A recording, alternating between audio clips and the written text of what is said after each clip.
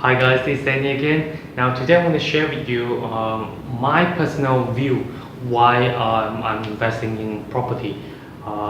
In fact, there are a lot of investment vehicles out there. For example, you have stocks, you have bond, mutual fund, retirement fund, wherever you have a lot of things for even forex, but forex is not something that you can legally do it in Malaysia technically, but and the last one obviously is the property. Now my personal view to property is that obviously property has pro and cons. Now let's say about the pro first. The pro first is that property is something that is tangible. It's something that's not on the paper, but you can actually live and stay. Okay, that's the first thing. Second thing is that property gives you cash flow and gives you money every single month. Now this is good for you if you want to have a passive income along the way. And the third one is that property will give you capital appreciation. Now why is this is good? Because on average people typical Malaysian or typical so-called rakyat, the majority of the people M40 they're earning like 5 to 6k a month. Now if you deduct everything, the expenses, they're left not much. So in order to save 100k, is quite tough for typical and average people in Malaysia. Now if you were to have a property and you bought it 8 to 10 years ago, and if you were to sell it today at this price, maybe you bought it at 300k and 10 years back, and then gone to today's price at 5 to 600, which is reasonable, and you get net cash at least 200k at least. So this is a good way for you to have a cash appreciation from the property.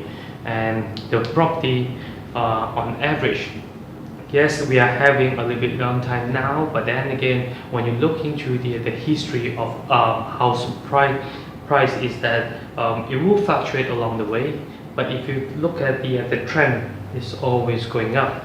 So if you buy any property with the criteria that I shared with you before, I'm not sure if you watched the video before, things that if you buy any property close to the location, close to the infrastructure, and also with the population, for the property to fail is unlikely. So if it is safe, you can say that the property is safe to buy, and also will generate you cash flow, and at the end of the day it will give you capital appreciation. And that's the reason why I really like to invest in property. It's not to say that I don't like stocks, but it's just that instead of having to learn all stocks, I really prefer to invest in something that I really know about. Most of the time stocks I just give it to my friends to do it, okay, because they're expert. Okay, in terms of cons, now the property, yes, give you cash flow and give you capital appreciation, but the problem with the property is that it's not liquid enough. If you talk about the property in maybe in Hong Kong, maybe in Thailand, the transaction of a property, you're not going to believe it, because if nothing goes wrong, they can transact it within, I don't want to exaggerate it, but within 1 month.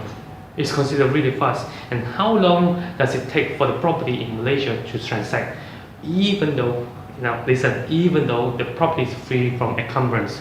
Free from encumbrance means that there's no loan attached to the property. Now the quickest you get is like 1 to 2 months, 3 months, even for freehold, okay? But if it's with the loan, it's even longer. Not to mention leasehold. Leasehold property at least is going to take 6 months or even more. On average, my take on the property for leasehold, it takes about 9 months. So that's the average. And then the cost, another con for investing in property is that you have to worry about having a tenant. You have to screen through the tenant. You have to, if anything goes wrong, you have to do eviction, and you have to make sure they pay the rental on time, and also all the utilities bill paid on time. So these are the things that I personally think is like a lot of things to do. And also at the same time, if you were to sell, it's not that easy. Depending on the market, so if you're a bull market, you can easily sell by yourself. You don't even need an agent. But if it's a downtime like current year, now it's like it will take maybe 6 months, 8 months to sell.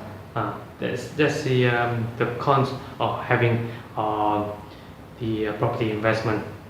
Okay, so I hope you guys learned something from this. This is my take on why I prefer to invest in property. But obviously, there are always, when it comes to investment, any kind of investment, there are pros and cons. So it depends on you how you look into it. Okay, until next time, I'll see you.